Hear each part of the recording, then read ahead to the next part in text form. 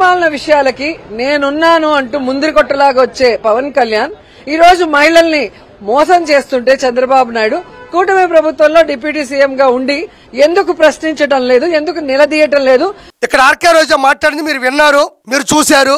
ఏ పని పడితే ఆ పనికి ముందుగా వచ్చారు పవన్ కళ్యాణ్ గారు. నారా చంద్రబాబు నాయుడు గారు మహిళల్ని మోసం చేస్తుంటే మీరు ఏం చేస్తున్నారు, మీరు ఎందుకు ప్రశ్నించలేదు అంటుంది. మహిళలని నారా చంద్రబాబు నాయుడు గారు ఎక్కడ మోసం చేశారో ఆర్కే రోజా నువ్వు ప్రజలకు సమాధానం చెప్పాలి. మహిళలకి మోసం చేసింది జగన్మోహన్ రెడ్డి.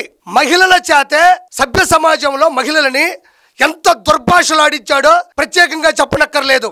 శ్రీరెడ్డిని ప్రోత్సహించింది, శాలరీ ఇచ్చింది, చెన్నైలో కూర్చోబెట్టి కూడిపెట్టి పండ బూతులు తిట్టించింది ఎవరు? జగన్మోహన్ రెడ్డి. సొంత చెల్లిని కన్న తల్లిని నడి రోడ్డు మీద పడేసింది ఎవరు? జగన్మోహన్ రెడ్డి. సొంత బాబాయిని లేపేసి తనకి చెల్లి సునీత గారిని ఈ రోజు అనాథన చేసింది ఎవరు? జగన్మోహన్ రెడ్డి. జగన్మోహన్ రెడ్డి మహిళలకి న్యాయం చేస్తాడు, చంద్రబాబు నాయుడు గారు అన్యాయం చేస్తాడా? నీకు దమ్ముంటే పవన్ కళ్యాణ్ గారు నారా చంద్రబాబు నాయుడు గారికి చెప్పడం కాదు, నీకు దమ్ము ధైర్యం ఉంటే జగనన్నా జగనన్నా నీకు నా సెల్యూట్ అంటుంటావు కదా, అదే సెల్యూట్ కొట్టే నువ్వు అన్నకు ఫోన్ చేసి అన్నయ్య మీ చెల్లిని కన్న తల్లిని తీసుకొచ్చి ఇంట్లో పెట్టుకో అని ఫోన్ చేసి చెప్పు, అది తప్పు అని ఫోన్ చేసి చెప్పు. సునీత గారికి న్యాయం జరగట్లేదు, ఆ న్యాయం చేసి పెట్టు, చెయ్యకపోతే తప్పు అని ఫోన్ చేసి చెప్పు. మర్చిపోయినా ఆయనకి ఫోన్ ఉండదంట, ఫోన్ ఉండే నెంబర్ ఉండదంట. మరి ఎడ చెప్తావు? ధైర్యం చేసి ఇంటికి వెళ్తావు అంటే నువ్వు మరో బాబాయ్ అవుతావు. ఆయనకి శవం కావాలి, ఎవరో ఒకరిని లేపేసి టీడీపీ ప్రభుత్వం మీద అంటగట్టాలి. కాబట్టి నువ్వు వెళ్ళలేవు, ఆయనకి చెప్పాలంటే ఫోన్ ఉండదు. మీరేమో కలుసుకొని మాట్లాడడానికి ఆయనకి అర్హత ఉన్న అసెంబ్లీకి రాడు, నీకేమో అర్హత లేదు. ఏం చేయాలా? చంద్రబాబు నాయుడు గారు మహిళలకి అన్యాయం చేశాడు. ఎవరి చేతనో ఒక్క మాట మాట్లాడించగలవా? మీ పేటీఎం బ్యాచ్లు కాకుండా, నువ్వు కాకుండా, చిల్లర చేష్టాలు చేసే కొంతమంది కాకుండా ఎవరి చేతనా నారా చంద్రబాబు నాయుడు గారు మహిళలకు అన్యాయం చేశాడని చెప్పగలవా? ఏం అన్యాయం చేశాడు? డ్వాక్రా సంఘాలు ఏర్పాటు చేసింది నారా చంద్రబాబు నాయుడు గారు. మహిళా పోలీస్ స్టేషన్లు, మహిళా కోర్టులు, ఫ్యామిలీ కోర్టులు ఏర్పాటు చేసింది నారా చంద్రబాబు నాయుడు గారు. మహిళల మరింత భద్రత కోసం ఆటోలకి, క్యాబులకి GPS తప్పనిసరి అని ఏర్పాటు చేసింది నారా చంద్రబాబు నాయుడు గారు. ఒక దళిత మహిళ ప్రతిభా భారతి గారిని అసెంబ్లీ స్పీకర్ని చేసింది నారా చంద్రబాబు నాయుడు గారు. ఎన్టీ రామారావు గారు మహిళా యూనివర్సిటీని ఏర్పాటు చేస్తే రాష్ట్ర మహిళా కమిషన్ ఏర్పాటు చేసింది నారా చంద్రబాబు నాయుడు గారు. ఇవి నీకు తెలుసా? తాటికాయ అంత తలకాయ ఉంటే కాదు, ఆవగించంత ఆలోచన కూడా ఉండాలా. పేపర్ ఇస్తే, పేమెంట్ వేస్తే వచ్చి మాట్లాడేవేనా? నాకు ఒకటి అర్థం కాదు రోజా, ప్రతి పేదవాడు ఈ రోజు తన 5,000 నోట్లోకి పోయేలా చంద్రబాబు నాయుడు గారు పరిపాలిస్తున్నారు. అది మీకు నచ్చదు. మహిళల కోసం ఉచితంగా 5 బస్సులు ఈ రోజు ప్రయాణిస్తున్నాయి, అందుబాటులో తెచ్చారు. అంటే 5 బస్సులు మీకు నచ్చదు.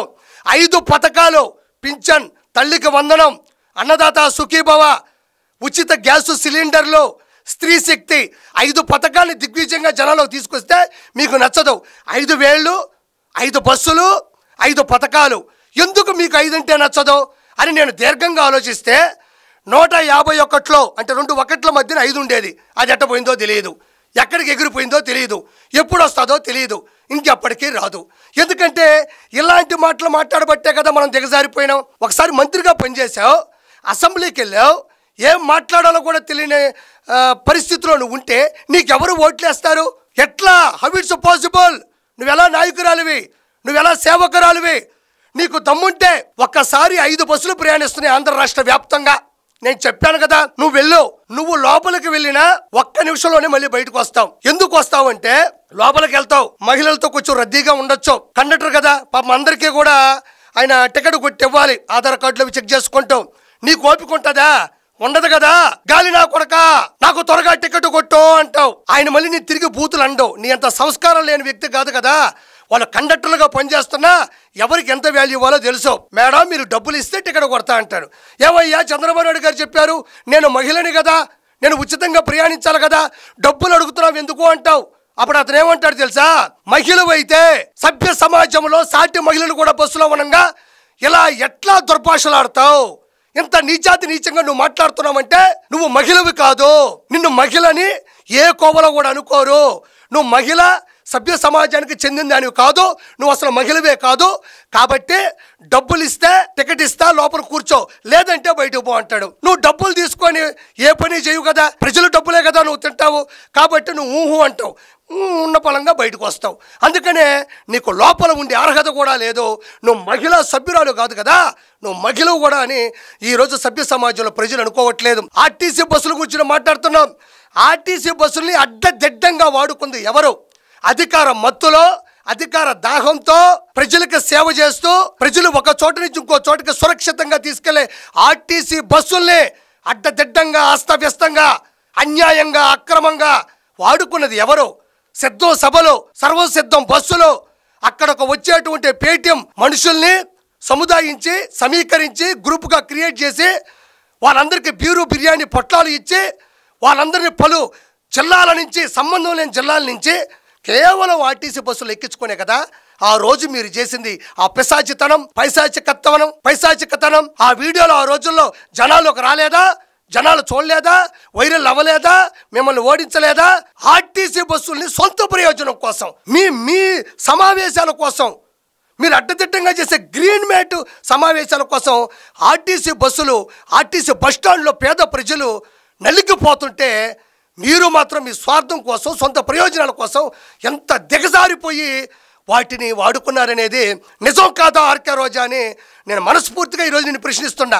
మిగతాది విందాం. మీ మేనిఫెస్టోలో నువ్వు చంద్రబాబు నాయుడు కలిసే కదా సంతకం పెట్టారు, కలిసే కదా ఫోటో పోజులు ఇచ్చారు. మరి ఈ రోజు దాంట్లో ఉన్నవి చేయనప్పుడు మరి ఎందుకు ప్రశ్నించడం లేదు? సూపర్ 6 సూపర్ హిట్ అన్నారు, సూపర్ ఫ్లాప్. సూపర్ 6 లోనే కదా ఈ శ్రీశక్తి కూడా ఉంది, ఫ్రీ బస్సు. ఆర్కే రోజా ఆంధ్రప్రదేశ్ వ్యాప్తంగా రాజకీయ నాయకులు కావచ్చు, ప్రభుత్వం కావచ్చు, అధికారులు కావచ్చు, అందరూ కూడా చాలా క్లియర్ కట్గా చెప్తారు ఆంక్షలు ఎలా ఉంటాయి, ఏ బస్సు ఎక్కాలి, ఏం చూపించాలని చెప్తున్నారు. మరి నువ్వెందుకు అంత తలడిల్లిపోతావు నాకు అర్థం కావడంలా. నేను హైదరాబాద్కి వెళ్ళాలి, షూటింగ్కి వెళ్ళాలి అంటే బస్సు రాదు, కుదరదు.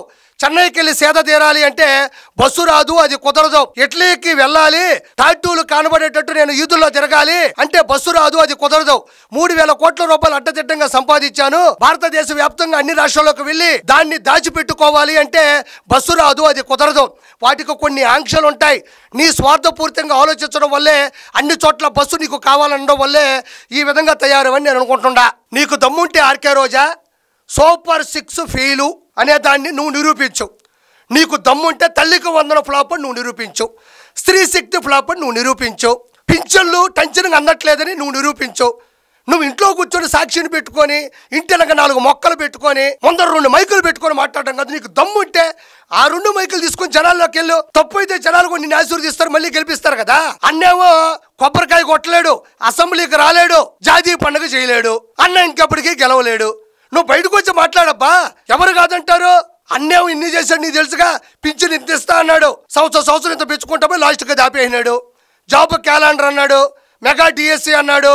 లెక్కర్ స్కామ్, లెక్కర్ మద్యం ఏదైతే ఉందో దాన్ని కల్తీ చేసి లక్షల కోట్ల రూపాయలు లూటీ చేసి ఆడవాళ్ళ పుస్తులు దిగిపెట్టేట్టు చేశాడు మీ అన్న.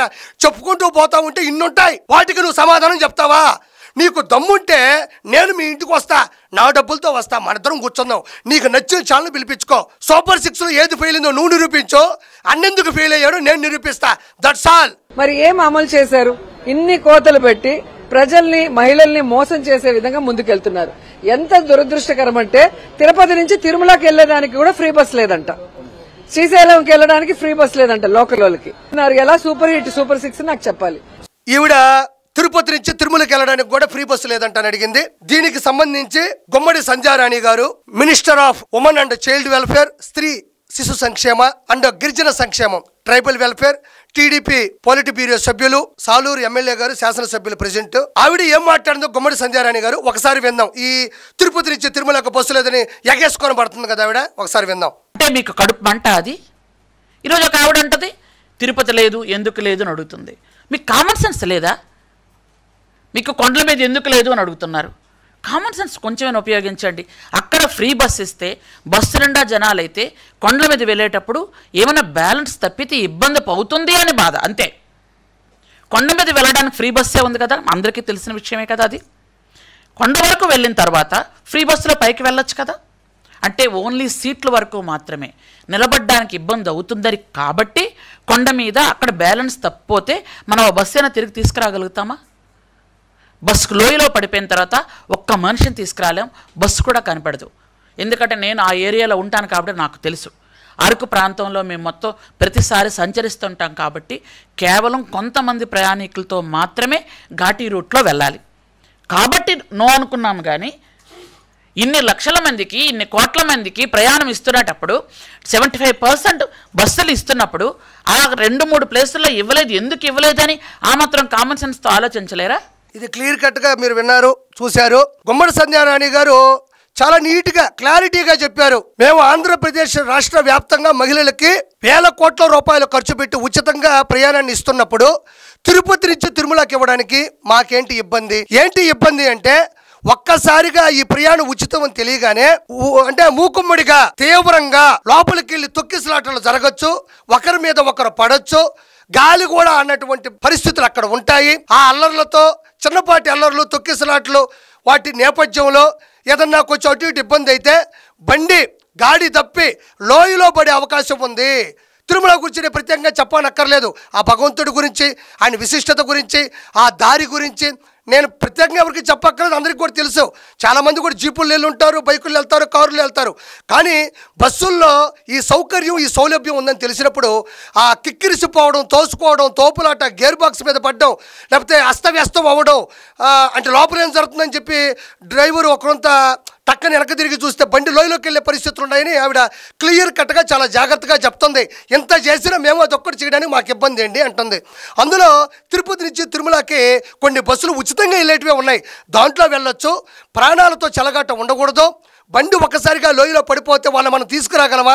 అది అతిపెద్ద తప్పు అవుతుంది. మన సౌకర్యాన్ని కల్పించి కూడా వాళ్ళని కష్టానికి గురి చేసి వాళ్ళు చనిపోతే మనం ఏం చేయగలమని జాగ్రత్తగా చెప్తుంది. ఆవిడ నీ జీవితంలో ఒక్కరోజన్నా క్లియర్ కట్గా మాట్లాడినావా? ఒక పద్ధతిగా మాట్లాడినావా? ఒక మహిళలో ప్రవర్తించావా? ఏదొస్తే అది మాట్లాడటం తప్ప ఆవిడ ఎంత జాగ్రత్తగా, నీట్గా, క్లియర్ కట్గా, ఒక పద్ధతిగా మైకు ముందు మాట్లాడింది. కాబట్టి ప్రతి ఒక్కటి కూడా మనం అర్థం చేసుకునే పరిస్థితులు ఉండాలి. వాళ్ళు ఇద్దామని అనుకొని ఉంటారు, కానీ ఒకసారిగా ఒక గ్రూప్ ఆఫ్ డిస్కషన్స్లో ఏమనిపిస్తుంది, సార్ ఇది, సార్ ఇది, సార్ ఇది.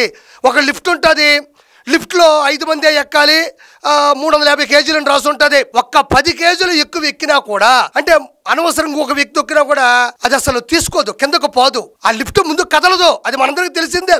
బస్సు కూడా అలాంటిదే. అది మనతో మాట్లాడలేకపోవచ్చు, కానీ దానికి కూడా ఉంటాయి కదా ఒక రీజన్స్. కాబట్టి మనం ఇది అర్థం చేసుకోవాలి. ఆర్కే రోజా, నువ్వు మాట్లాడే మాటలకి ఎలాంటి విలువ లేదు. పేటీఎం బ్యాచ్ మహిళలు కొంతమంది దిగిపోయి వైఎస్ఆర్సీపీ నాయకుల ముసుగులోనో లేకపోతే పేటీఎం బ్యాచ్తోనో అది తప్పు, ఇది తప్పు, ఇది తప్పు అంటున్నారు. కాబట్టి ఏది తప్పు అయినా మీరు నిరూపించాలి తప్ప ఇలాంటి తప్పుడు అడుగులు వేయకూడదని నేను మనస్ఫూర్తి కోరుకుంటున్నాను. 11 మధ్యలో ఉన్న 5 ఎప్పటికీ తిరిగి రాదు. దయచేసి ఎక్కడైనా మనుషుల్లో మారనని కోరుకుంటున్నాను. Thank you so much.